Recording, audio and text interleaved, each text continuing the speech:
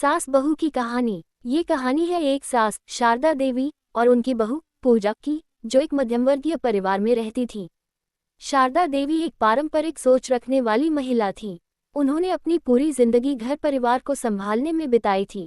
वहीं पूजा पढ़ी लिखी, आधुनिक विचारों वाली एक समझदार लड़की थी, जो शादी के बाद नौकरी भी करना चाहती थी। शादी के शुरुआती दिनों में दोनों के बीच कई मतभेद हुए।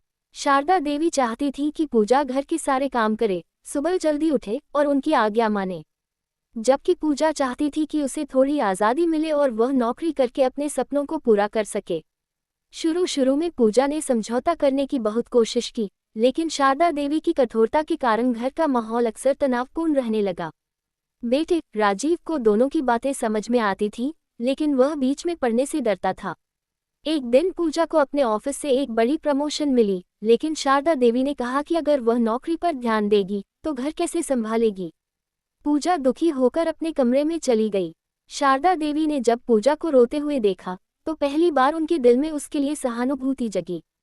उसी रात शारदा देवी ने पूजा की डायरी पढ़ी, जिसमें उसने लिखा था कि वह सास से नफरत नहीं करती, बल्कि चाहती है कि वे उसे अपनी बेटी की तरह अपनाएं। ये पढ़कर शारदा देवी की आंखों में आंसू आ गए। अगले दिन उन्होंने पूजा को गले लगाते हुए कहा, बेटी मैं तुम्हारी सास जरूर हूँ, लेकिन माँ भी बन सकती हूँ। तुम नौकरी करो, मैं घर संभाल लूंगी। पूजा की आंखों से भी खुशी के आंसू निकल पड़े। धीरे धीरे दोनों के रिश्ते बदलने लगे। पूजा ऑफिस जाती और शारदा देवी घर की जिम्मेदारी संभालती।